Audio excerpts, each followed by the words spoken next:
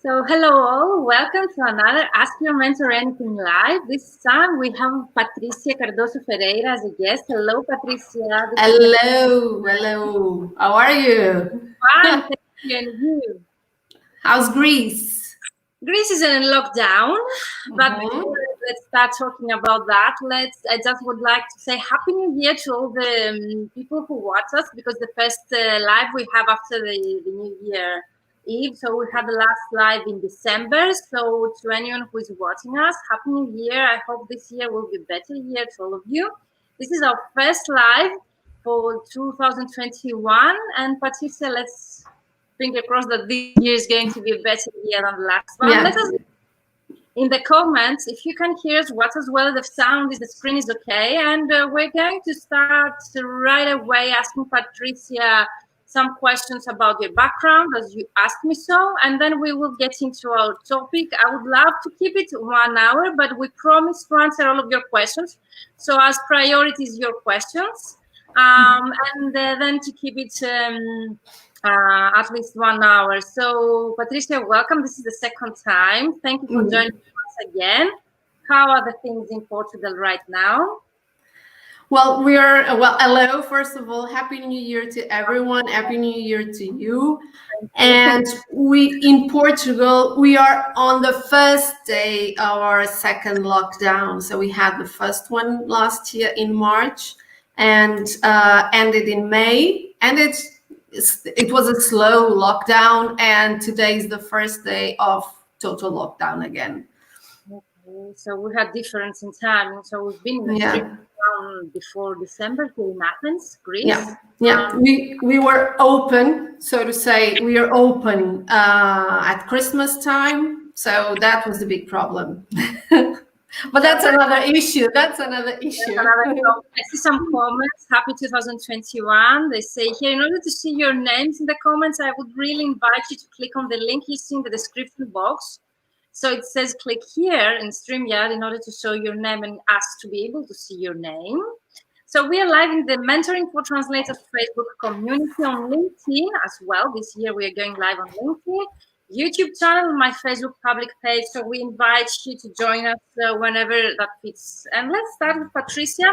So I'm skipping the most common questions because if you want to find out about Patricia's efficient client acquisition strategies, you need to watch the previous live in the 2020. You will find it in the library of the videos in the Facebook group. Hello, Anna. And also in the library of my YouTube channel. So definitely invite you, if you want to watch the previous live with Patricia, we had to definitely go back and watch it in 2020. You will find it again. So I will start with the questions I got about your background. So if you would like us to tell us a bit more about your background in psychotherapy, as you mentioned already. And also, how do you combine translation and your second skill? And I don't know if you professionally, you will tell us right now, and what percentage you do translation and psychotherapy, mentoring, and so on.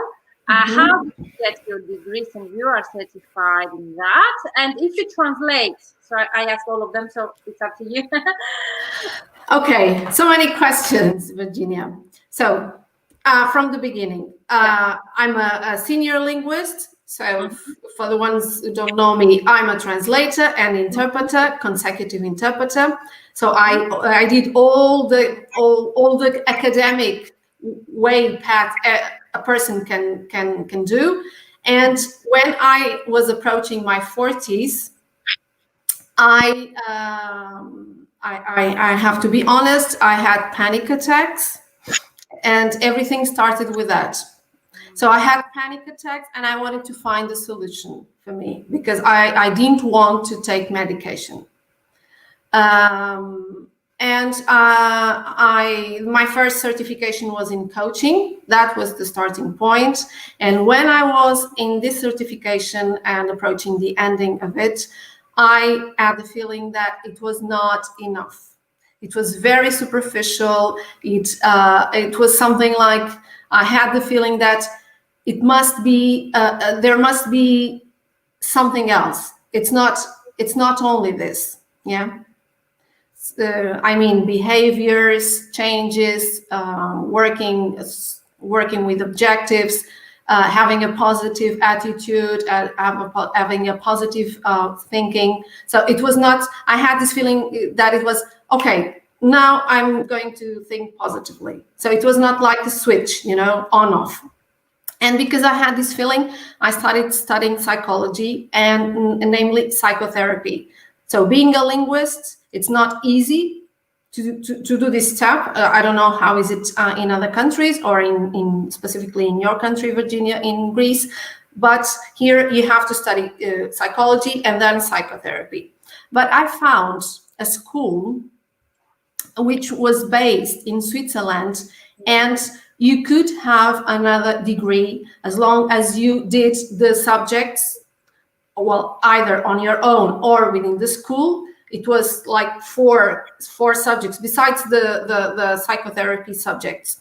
Besides these ones, you had to do 4 psychology subjects, and that's what I did.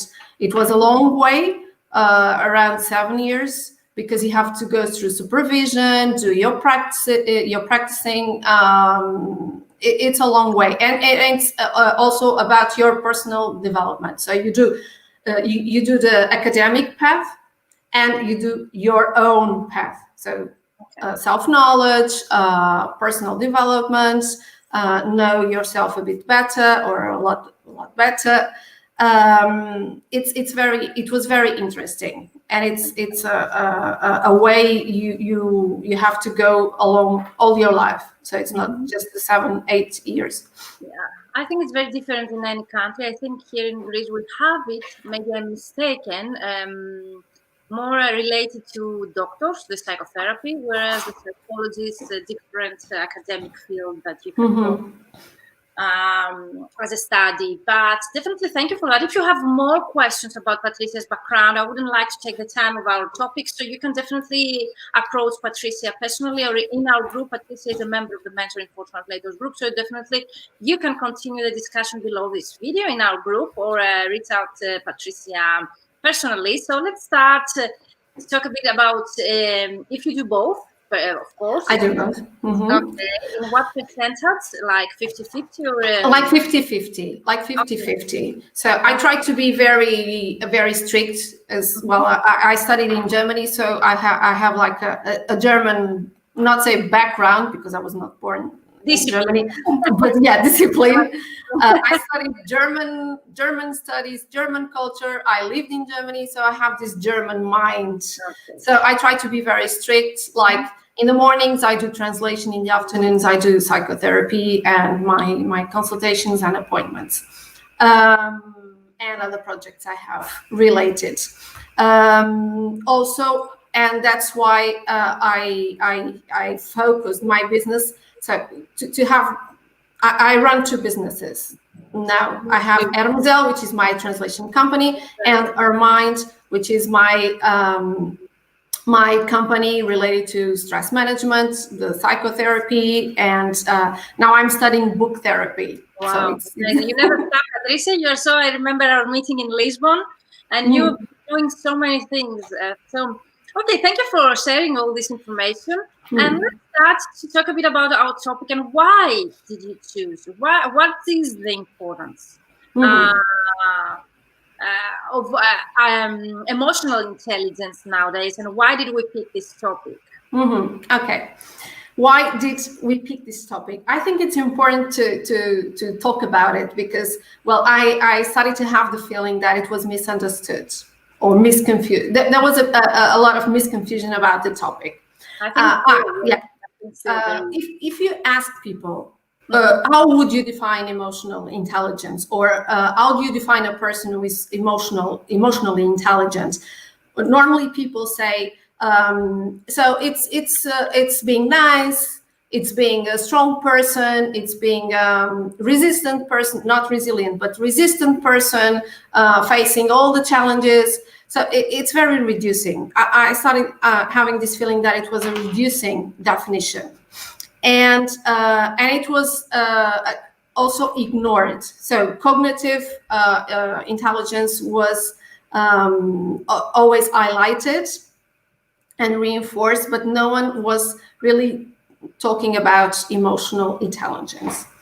And I'm always reflecting and thinking about this subject, soft skills, emotional intelligence. And whenever I find an opportunity to talk about, I grab it.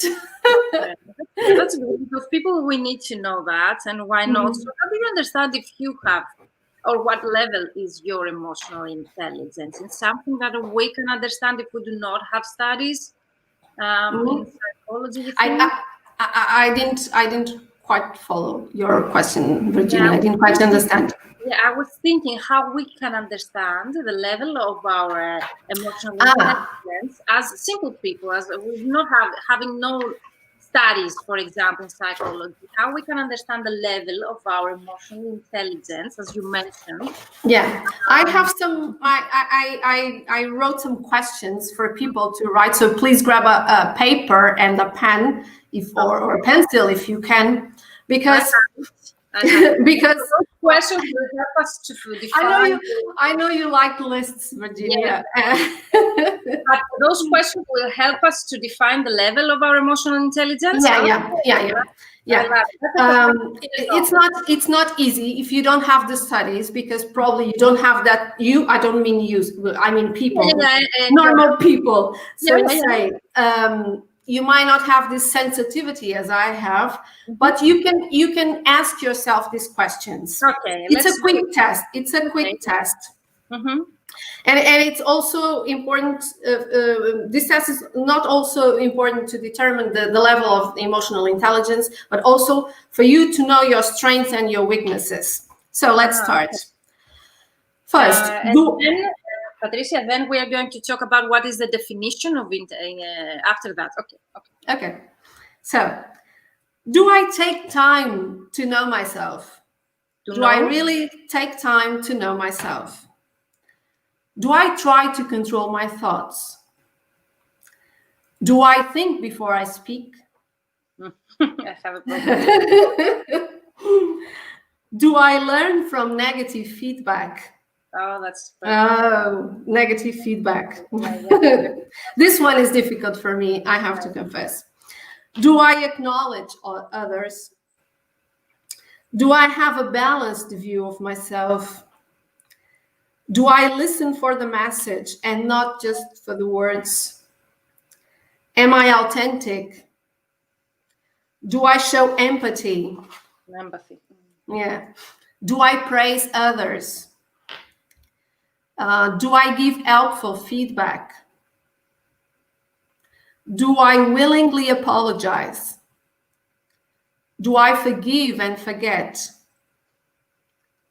Do I keep my commitments?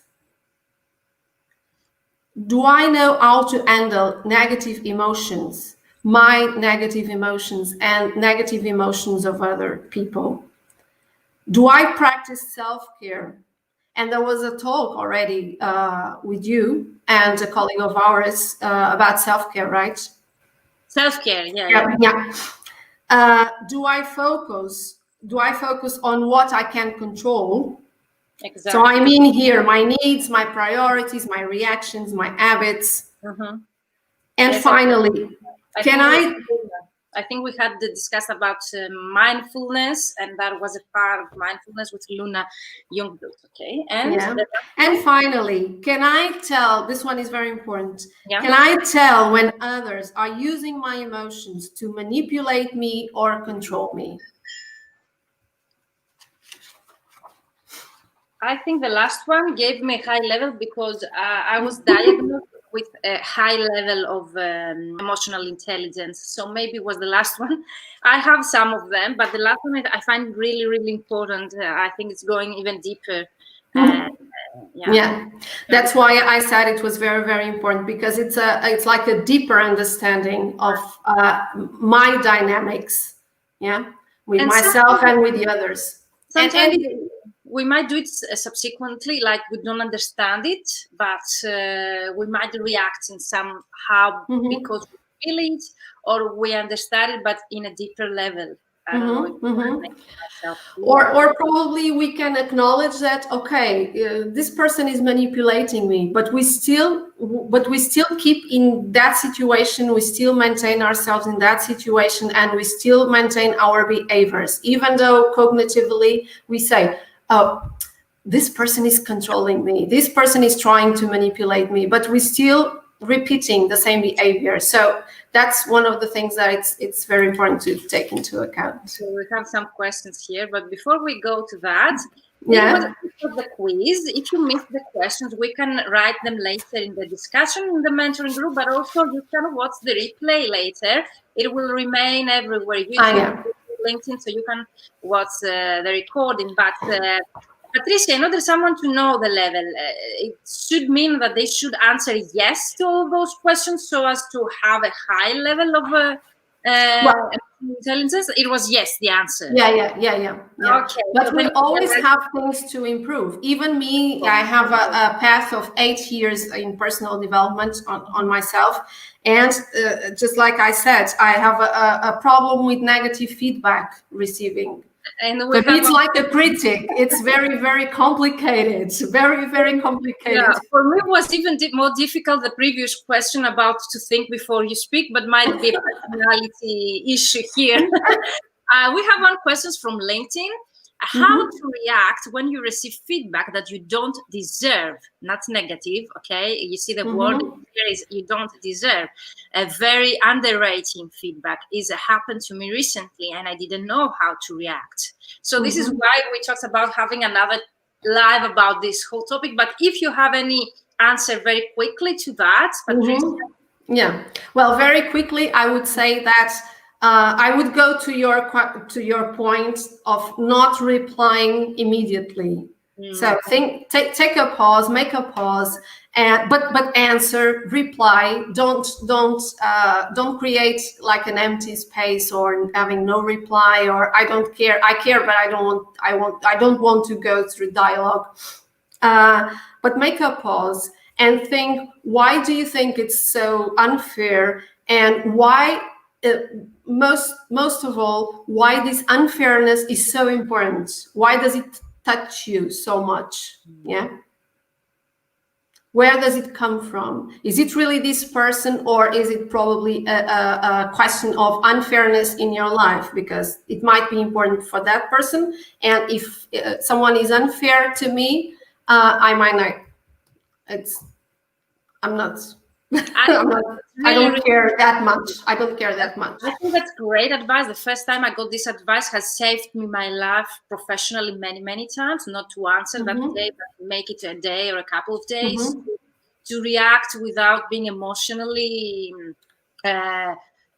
that sensitive when you reply. One day or a couple of days to reflect on that. Then you take some distance of that, like you were a second or another person. Okay, yourself and advice. You realize that the importance is not that high, and then you realize why that you said.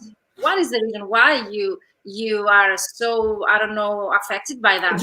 Drowned. Yeah. So, and maybe what is the percentage of the part of that negative or not you don't deserve, for example, feedback. What was the part in that maybe you deserve a part of that? Like, did you make any mistake? Was it true some of it or not? Or might be many other reasons why you get feedback. But for me, the most important, you mentioned, Patrícia, is that you really take a lesson out of this feedback. Like you learn things from what people say. And you mentioned that in the questions, like was one question, you mentioned that, do I learn from negative feedback? Yeah.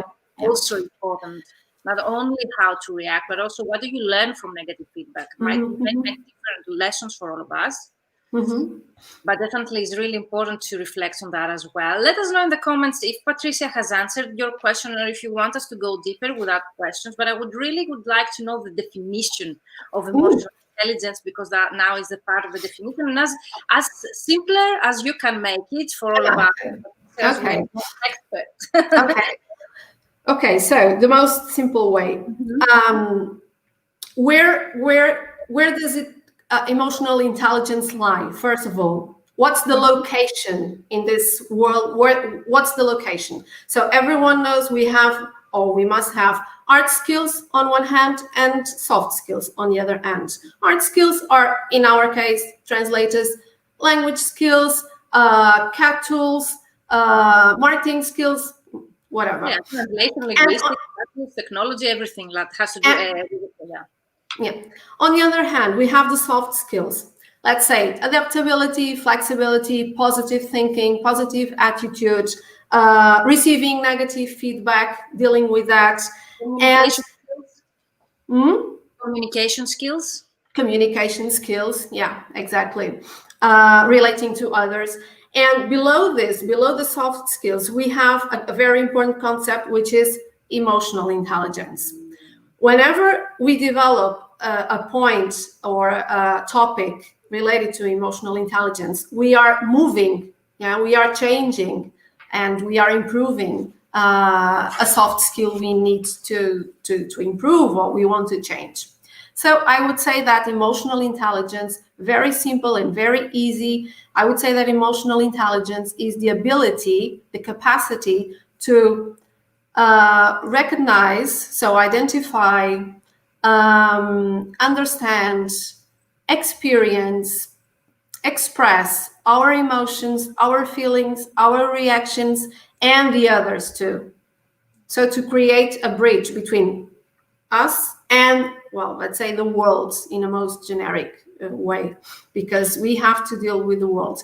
The world can be the text, the source text, the clients, the customers, my colleagues, other companies, my competitors, can be whatever we relate to. Yeah, parts, everything outside us. It can be family, and this is for personal and professional life, of course. Yeah. And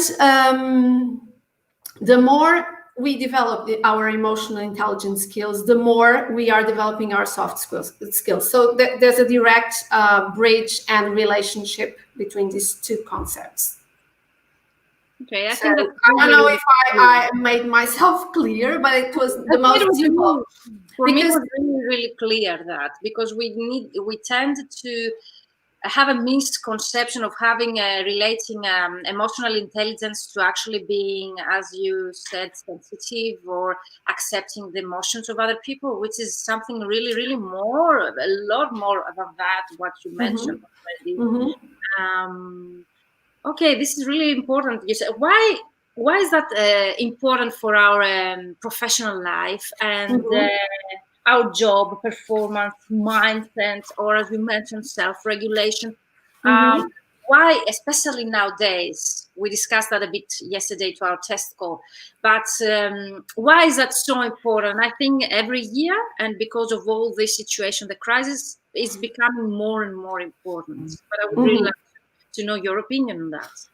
Okay, so forgetting the pandemic now, because everyone is aware that we are facing different times and different ways of living. We have to be stuck at home all the most of the time, not touching each other. Yeah, so there's no touch skin, you know. But basically, I would say that the most important thing to become aware is that we have two minds, the rational and the emotional. And if we don't improve our emotional intelligence, our brain does not work in full capacity. That's an analogy that I found.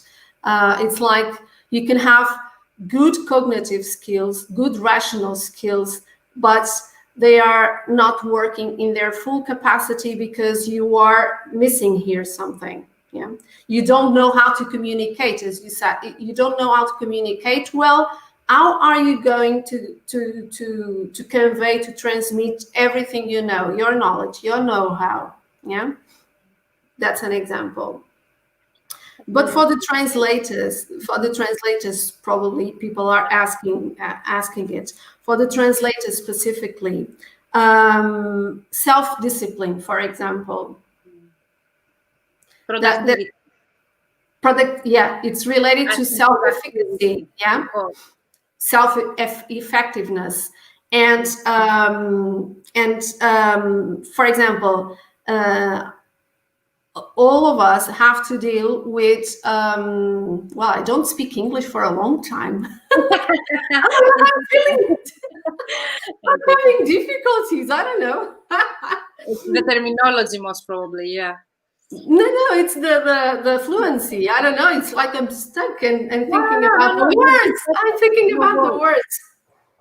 So if everyone here in this translation industry, we have to be self-disciplined, because we have to be very productive. We have to be persistent.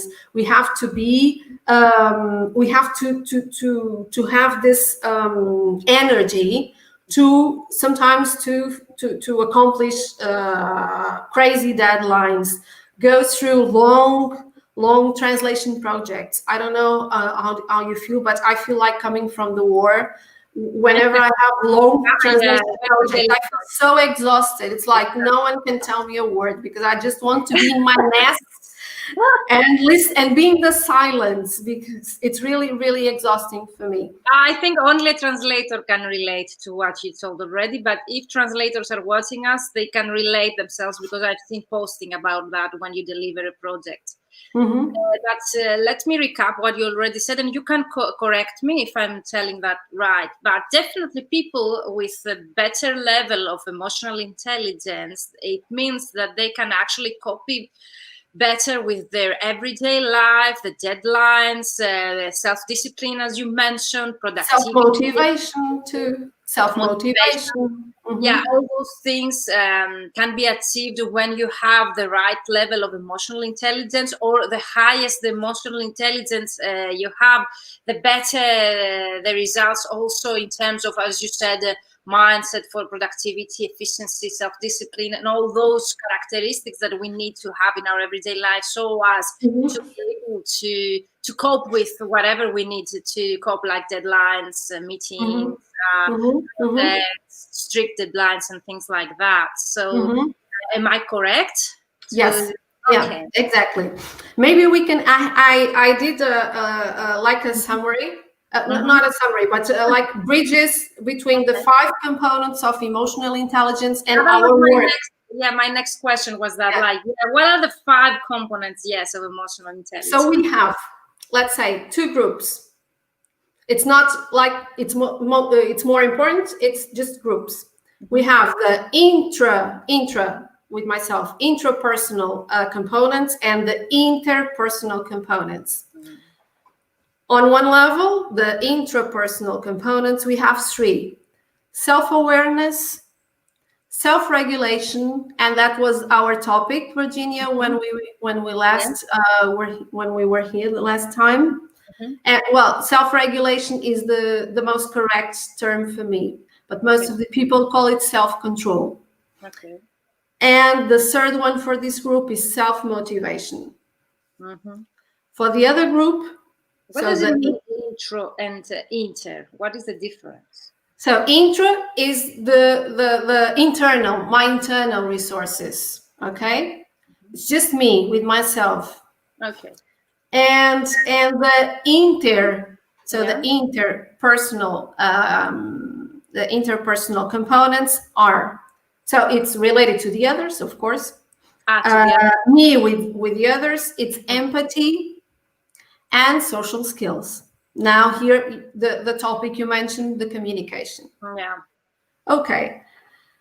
Now related, for example, with our field, with our industry. So self-awareness, it's the ability to know myself, to understand myself, to know my limits, to know my weaknesses and my strengths. There are things that really, they're not definitely for me.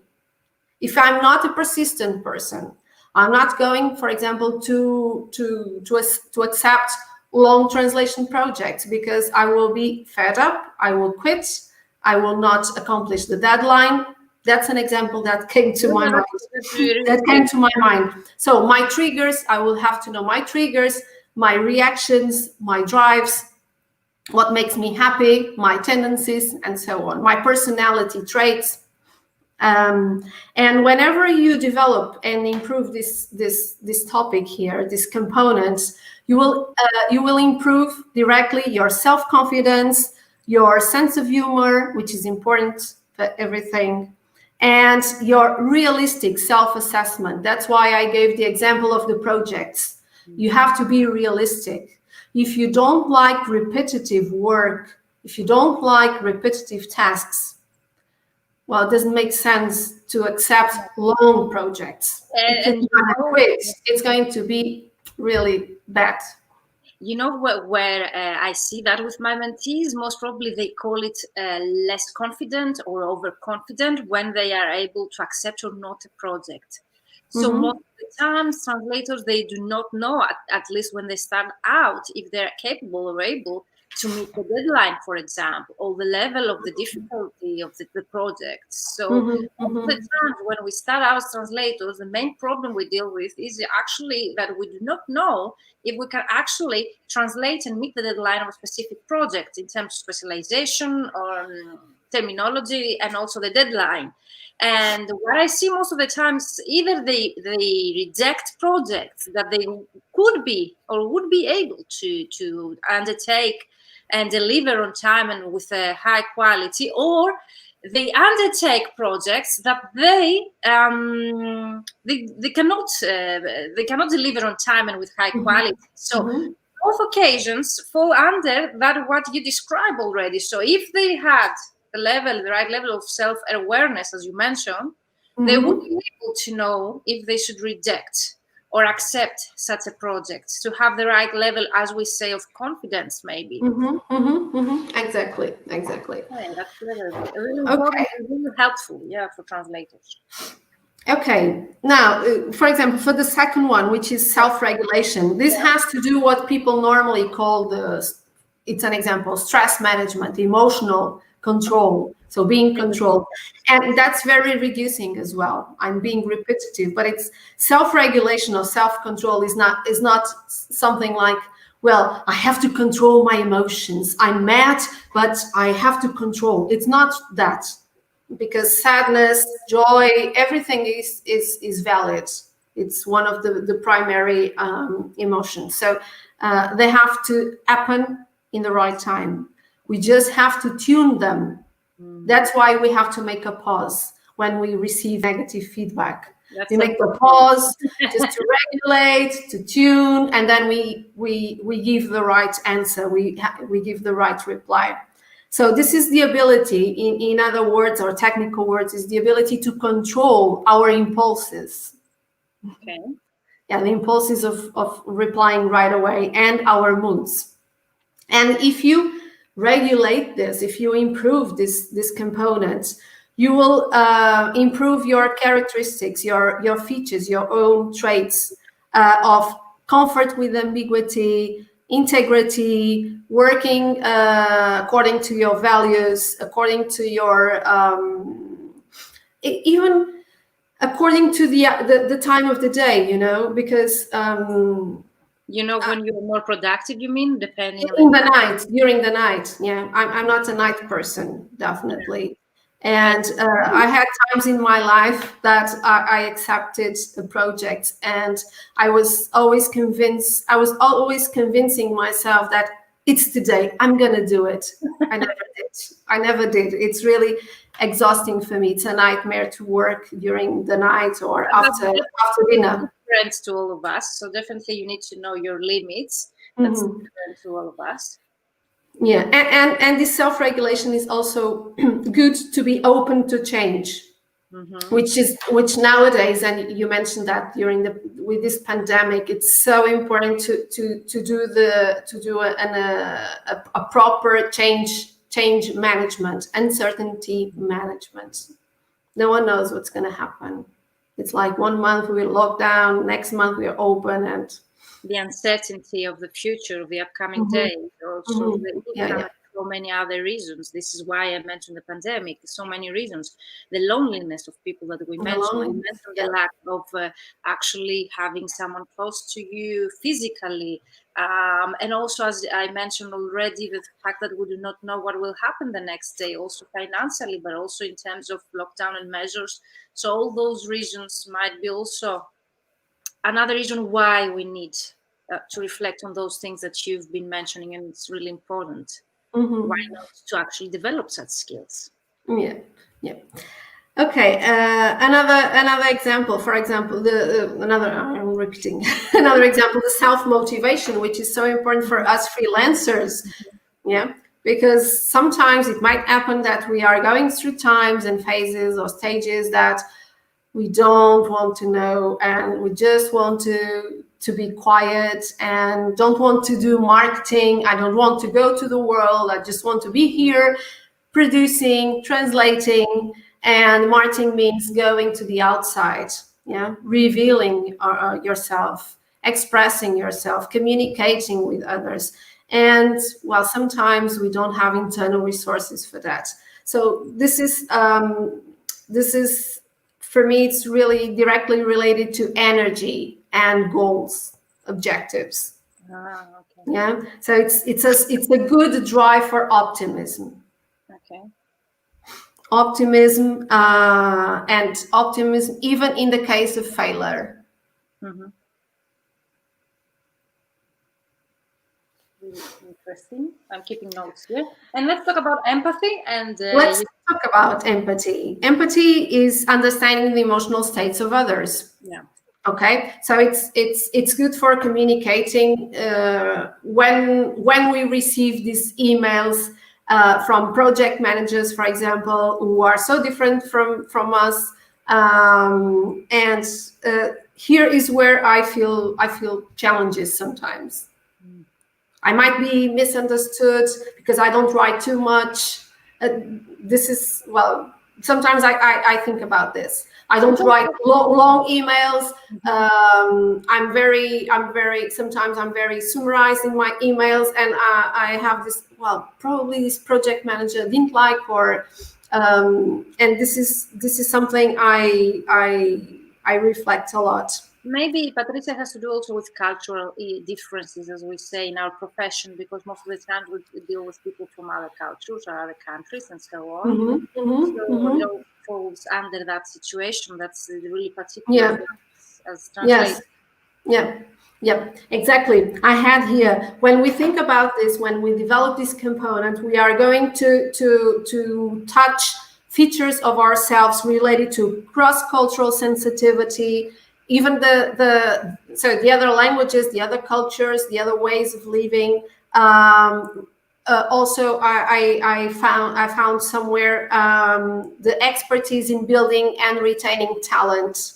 Nice. Why? Because that person might not be so communicative, but I can see other talents that person has.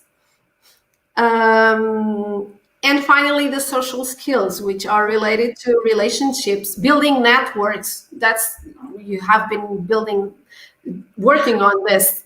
I work a lot, but I see also as a problem in our profession. I think if you put me to put it in priorities, a list, for example, what I think that translators need to develop more, or what I see from other colleagues or other CEOs or PMs or owners of agencies, the main problem that they deal with their translators or other colleagues, I think, are the social skills or maybe communicational skills. What do you suggest in such a case?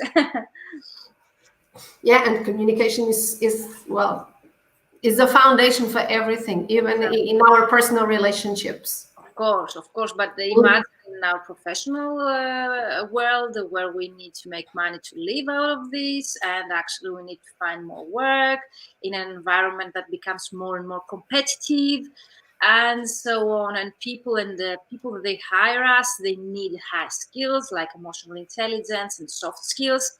And I think it's becoming more and more important nowadays.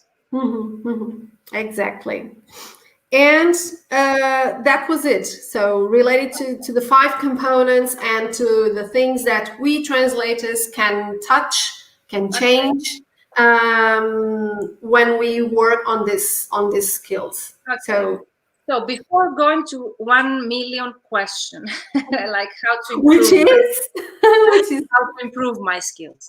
I have two questions like they just came up to my mind because I see so many questions like how to create life and work balance.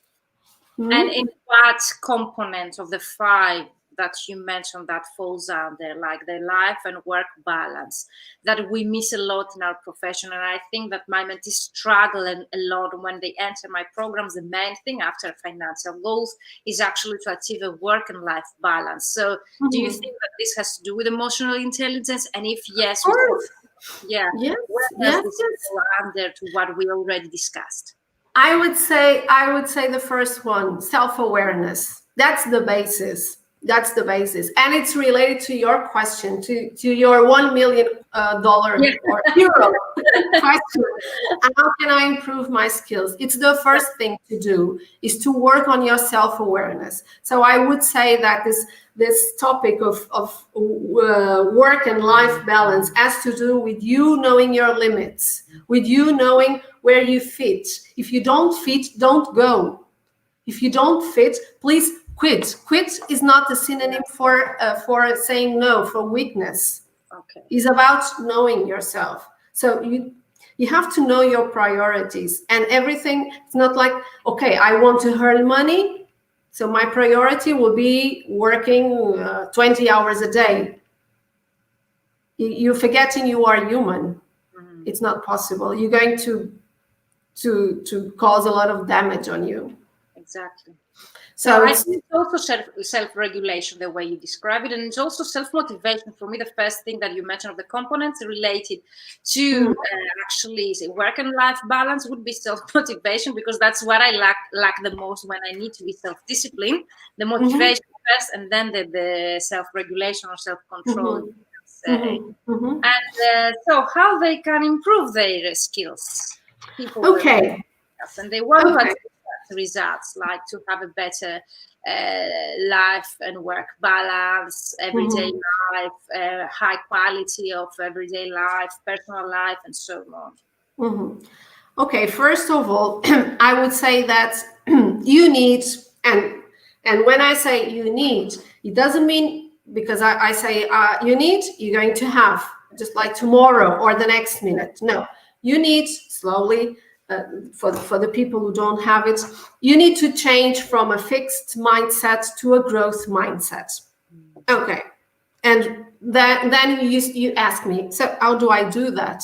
That's the another $1 million question. Okay, and it's exactly what I said. You have first to know yourself very well. You have to first answer the questions I placed here. What's the recording? You will find all the questions. Especially the first one. Do I take time to know myself, or I just do things random, or I just do things and they're done, and just the other, and I do the other one immediately. Okay, not thinking about what was good, what was bad, how can I improve. So take more time to think about things and your reactions, your moods. Ayana, I see Anna. I see Anna. Is the best. That's why we have Patrícia the second time. Anna says that every question in that list that you read earlier should be discussed at least 1 hour. Very interesting. Yes, I totally agree with you, Anna. Maybe we can pick a couple of them and have a live again with Patrícia. Yeah, it would be very, very good. Would be very, very good. And I would say that the first thing is knowing yourself, to tell you the truth. And do this question first. In what situations do I find that emotions work against me? Because, well, I forgot to tell you one thing when you asked me about the definition of emotional intelligence is especially to make your emotions work in your favor and not against you. Yeah. Even the negative ones always work in your favor. And in this step or in this stage of self-awareness, ask yourself, in what situations do I find that emotions work against me? Yeah. Can you give me an example? For example, the negative feedback receiving. Yeah. For example, that one. If I feel irritated, do I reply immediately because I want to clarify everything and then I lose because I was too rapid, too fast in replying? Yeah. And then after, well, this may take, in what situations, you may take days thinking about this. But when you identify those areas in which these emotions work against you, pick up one person of your trust, might be a family member, someone who knows you very well, your boyfriend, your husband, your best friend, and please ask him or her the same question. So, in what situations do you think that my emotions work against me? Okay, someone that's not you to reply that answer for you. So to find out if what you think about yourself is the same thing that other people think about yourself. Okay. Or if you're not, for example, when you receive that negative feedback, if your thoughts are not, for example, touching something traumatizing that's coming from the past, or that person, well, it might be aggressive, but it's a fair feedback. You might not have been a good girl or a good boy. Well, so between brackets, of course. And here, one thing that's very challenging, because sometimes, Virginia and everyone who's listening to me, because people, my friends, especially my best friends, sometimes ask me, so they have problems and they ask me, so what should I do? And I give my honest answer. Well, I cannot divide myself and I'm Patrícia and I'm the therapist. No, I'm everything is me. Okay. So I give my honest answer. And sometimes most of the people don't like honesty. So here you have to be very aware that if you want to improve yourself, if you want to develop, you need honest answers. You don't need things that you want to hear, and just those ones, only those ones.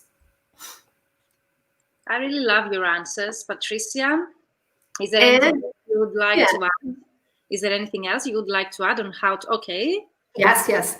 Okay, and do this exercise always double direction. So ask yourself and ask that person to ask the same, to have the her or his vision. So what effect does my communication, Virginia, what effect does my communication have on others? Am I too aggressive? Am I too sweet? Am I too fragile? Am I too low profile, for example? We say I'm a bit critical, but that's another psychotherapy here. And do the same. So ask your friend to do the same question. And those questions and answers will help us to know ourselves better. Yeah, because, well, you will be touching, if I don't know if you believe in these things, but, well, you are touching the topic. You are giving another energy to the topic, and it's making you enter another vibration, another frequency, because you are touching things, and they're not just in a drawer and quiet. Okay. And while discussing these things with your friend, with your boyfriend, with your husband, or whoever, you are making changes. Okay. Yeah, indirectly, but you are making changes because it's like, well, yeah, exactly. Then, how would I describe the way I make decisions? Yeah, so my decision-making process. Is it slow? Is it rapid? Do I make myself? It's rational. Yeah, it could be made. Exactly. Exactly. Am I normally too rational, too emotional? Do I tend to make decisions slowly or quickly? Do I think about the things or not? how do my mood or emotions affect my thoughts? Especially when I have negative emotions. Are they placed in this time, so present time, or are they reporting to the past, to traumatized situations? Okay. Do I tend to focus on the negative or on the positive? That's very important. What traits bother me, mine and the other person, the other people, in fact? Do I find it difficult to admit when I'm wrong? This is also very curious, yeah. Okay. Or am I that stubborn kind of person who, even when I know I'm wrong, I don't acknowledge that. I don't recognize that. That's not good. Okay. How many questions we have in the list? That's finished. Okay. I'm sorry, I'm sure we are on time here.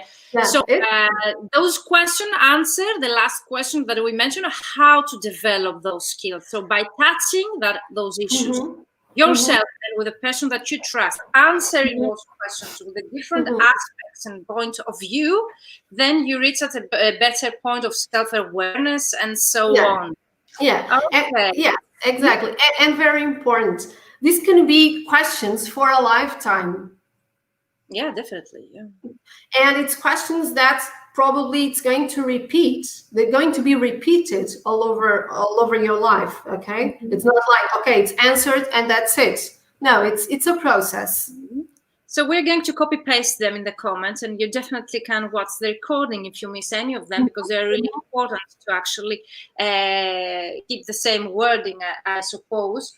So that was really interesting live, because you can go back and watch the recording and find the definition of emotional intelligence, what's important to have skills and to develop emotional intelligence, especially nowadays, the 5 components of emotional intelligence, and how to know if you are emotionally intelligent by answering specific questions. And of course, the $1 million question, how to actually improve your emotional intelligence. So thank you so much, Patricia. One last question would be how to deal with people that they do not have emotional intelligence, or they are not that intelligent emotionally. And we close here. Okay. Do you want to give me an example? Because it depends. I think by the examples you mentioned, how to define or to find the level of emotional intelligence, I have in my mind several clients or colleagues of mine, by the way of replying to emails, and they communicate they lack some skills that you mentioned, or the level of emotional intelligence might be lower than the desirable ones. So in such a situation, do you have a specific way of addressing such issues or dealing with people that they do not meet criteria of the intelligence, or they do not meet the levels of our emotional intelligence? I don't know, how does that go? Human relationships in general. Yeah, human relationships. Yeah, in general. They're not humanized. Okay. I don't know if my answer is going to make any sense to you, but I would say that, well, first I said, pause. When you receive that kind of thing, when you have that kind of feeling, please pause. Don't jump into conclusions. Don't judge. Yeah. Don't jump into the answer. Don't jump into the reaction. And always, it's not, you should not give a corresponding reply. I don't know if I made myself clear. So if it comes aggressiveness, don't reply with aggressiveness, because you're going to feed the engine. You know, my main reaction to such behaviors, if we can say, or situation, is most probably a surprise. I don't get angriness or aggressiveness. I get a surprise that most probably my message is not being delivered the way that I sent it. So I see it as a communication issue.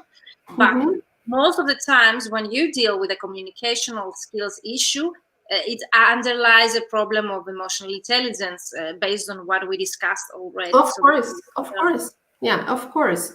And try to eat the mute button. You know, mute, no sound. It's like if it's orally, if this discussion or conflict, it's an oral conflict, you are on the phone, for example, and that person is just blah blah blah and being aggressive, just hit the mute button and stop speaking. Stop speaking, because one of the things we have to think, and that's why I said I don't know if this makes sense to you. It's that aggressiveness, that reply, it's his story, comes from his story, his kind of behavior, his lack of education, his anger, his sadness, his frustration. And we could have a list of negative feelings. So don't the situation, you mean? Just stick to yourself, to your profile. And if you have to be pragmatic, but don't be aggressive as well. Or emotional. Or emotional. Yeah, be rational. Okay, really helpful. Thank you so much, Patricia. That was really interesting. So we are almost on time, 5 minutes after 6. So we are, I think, we kept our promise. If you have more questions, and I found really interesting all of your questions, and thank you all of you who stayed here with us for 1 hour. If you have more questions, or if you watch the recording and you come up with more questions, you can tag Patricia in the comments, and Patricia will see your questions, and I can see your questions, and we follow up there in the Mentoring for Translators group or wherever you are watching us from. And we promise to you to have another live, very useful. Thank you, they say. Thank you for being here with us, all of you. Thank you. Thank you. We promise to have another one for negative feedback only, so because it's something really important. Yes. So Patricia, we will organize that for all of those that they have been asking us how to deal with negative feedback, how to make it positive out of negative feedback, and so on. And since you have given such a presentation in the past, we can definitely have a live on that, unless you have any other suggestion. No, that's perfect. I think that's why I brought this subject of the negative feedback, because sometimes we do our best, and you know, we do our best as translators, and then there's always a reviser criticizing our work, and sometimes just small adaptations, small stylistic changes, and the person in between, which is the project manager, doesn't know the language in question. In my case, it's Portuguese, and then it's a messy communication, because you say one thing, the reviser says another thing. We'll discuss it in detail. So that's a promise to all of you. Ileana says that she could have stayed even more. I know, Ileana, enjoy a lot, but it's really difficult later to repurpose and restructure all those videos.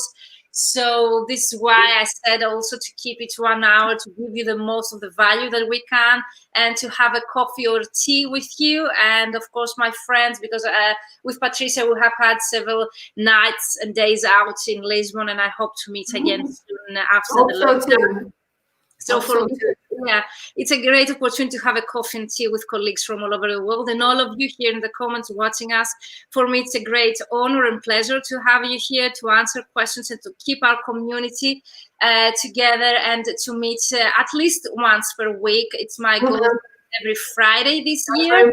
And and if we can meet any other day, I will let you know. If I can schedule to have another live in the week, I can let you know.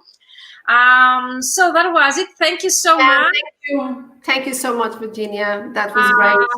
And thank you all of you, and thank you, Patricia. Stay here with me, and we end the live. Okay, thank you all of you. Have a great week.